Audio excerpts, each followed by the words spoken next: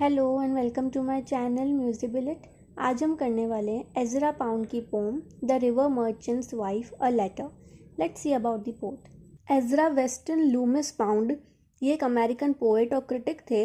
अपनी लाइफ का ज़्यादातर समय इन्होंने यूरोप के अंदर बिताया था। इमेजिस्ट मूवमेंट के फाउंडर थे और बाद में जो है ये वॉटिसिज्म की तरफ चले गए थे, जिसका मतलब है एक ज़्यादा डायनेमिक और एब्स्ट्रैक्ट मूवमेंट था ये इमेजिस्ट के कंपैरिजन में।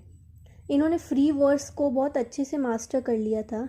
वहीं पे ये अपनी कंडेंस लैंग्वेज, हिस्टोरिकल और लिटरेरी अल्यूजन्स और क्रॉस कल्चरल रेफरेंसेस की वजह से जाने जाते थे। Let's see about the pome.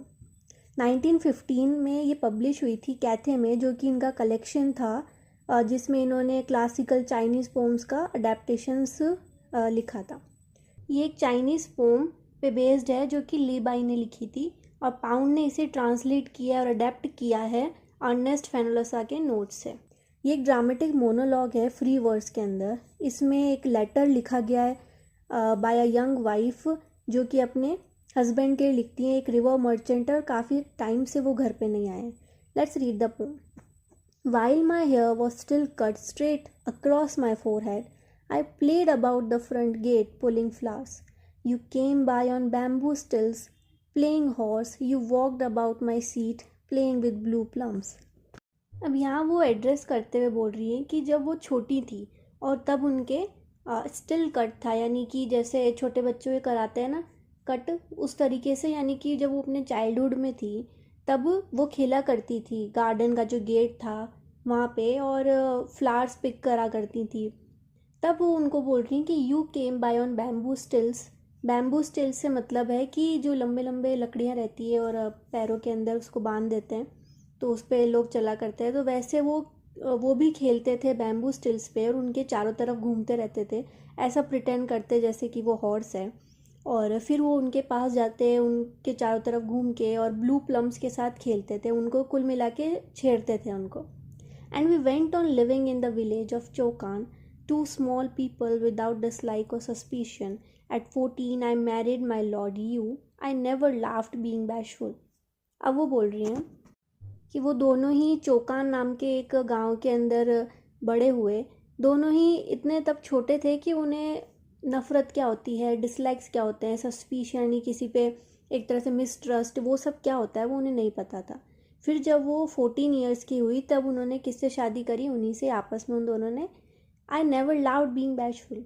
और उस वक्त वो बहुत शायफुल, एक तरह से बहुत शर्मा रही थी उन्हें, क्योंकि वो एक तो इतनी यंग एज में थी, तो इस वजह से वो उनकी वेडिंग के ऊपर हंसी भी नहीं खुल के। Lowering my head I looked at the wall, call to 1,000 times, I never look back. उसी शाइनेस के अंदर उन्होंने अपना जो सर था वो नीचे झुका लिया और सिर्फ वॉल को ही कंटिन्यूसली देखे जा रही थी। उनके जो हस्बैंड थे उन्होंने कई बार उन्हें बुलाया, लेकिन उन्होंने कभी भी उनको रिस्पॉन्ड नहीं किया, वापस देखा नहीं उनकी तरफ। At 15, I stopped scowling. I desired my dust to be mingled with yours, forever and forever and forever. Why should I climb the lookout? फिर जब वो 15 ईयर्स के हुए तब उन्होंने कहा कि मैंने फिर स्काउलिंग करना छोड़ दिया। स्काउलिंग यानी कि इरिटेट होना, या फिर जो एक एंग्री लुक अपन किसी को देते हैं, वो उन्होंने छोड़ दिया करना। क्यों? क्योंकि अब वो एक तरह से for ever and for ever के लिए उनके साथ प्यार के एक उसमें बंध गई थी कि अब उनको इतना ज़्यादा उनसे लगाव हो गया कि यहाँ तक वो कह रही हैं कि जब हमारी डेथ हो जाए तो हमारी जो डस्ट है, एशेज़ हैं, उनको भी आपस में मिला दिया जाए ताकि वो हमेशा के लिए साथ रहें। तो अब लास्ट में बोल रही है why should I climb the look out, यानी कि अब मेरे पास कोई रीज़न नहीं है कि मैं तुम्हारे अलावा किसी और की तरफ देखूं भी। At 16 you departed.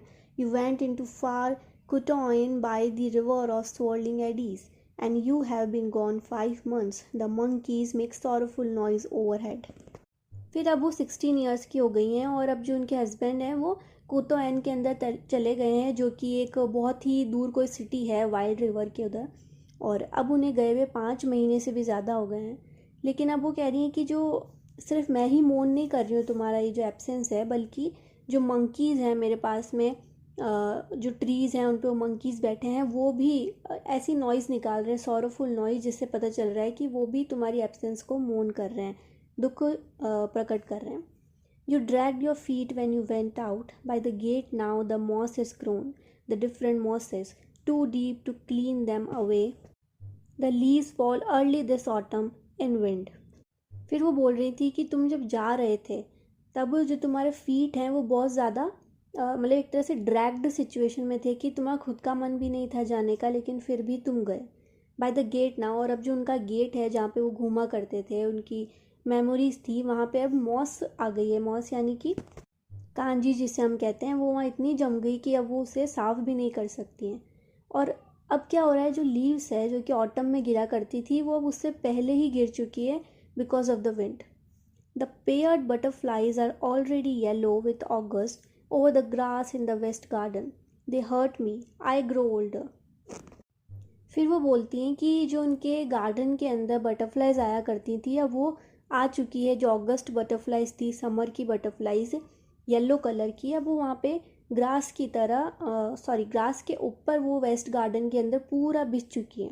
उसका मतलब ये था कि अब धीरे धीरे टाइम बीत रहा है, अब ऑटम पूरी तरीके से आ गया है। जो हमने पहले देखा कि ऑटम आ रहा है और लीव्स पहले ही गिर चुकी है, अब वो पूरी तरह आ चुका है और साथ में चेंजेस हो रहे हैं इन्वायरमेंट में भी। वो चीज़ उनको परेशान कर रही है क्योंकि वो एक तरीके से पैसेज ऑफ टाइम बता रही हैं कि जैसे जैसे टाइम निकल रहा है उनकी भी एज बढ़ रही है और वो अकेले बढ़ रही है बिना उनके।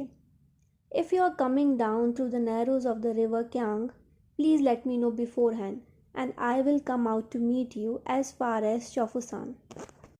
फिर लास्ट में उन्हें वो बताती हैं कि अगर तुम कभी भी तुम्हारा यहाँ आना हो, यानी कि यांग रिवर के एक नैरो पैसेज है, तो वहाँ से अगर तुम्हारा आना हो तो प्लीज़ मुझे पहले ही बता देना कि तुम आने वाले हो, ताकि मैं ट्रैवल कर सकूँ वहाँ तक, चौफू सा तक जाने के लिए, ताकि तुमसे मिल सकूँ।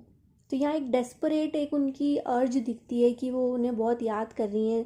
धीरे धीरे समय भी निकल रहा है, उनके आसपास की चीज़ें भी उनकी एब्सेंस को मोर्न कर रही है, सिर्फ अकेली वो नहीं। और अब वो उनसे मिलने के लिए बहुत डेस्परेट है, ताकि तो इसलिए वो एक इन्फॉर्मेशन के साथ, एक अर्ज के साथ वो इस पोम को यहाँ पे एंड कर रहे हैं। Now tell me if you like this poem and if there something I need to change in my interpretation, then please let me know in the comments. Thank you so much.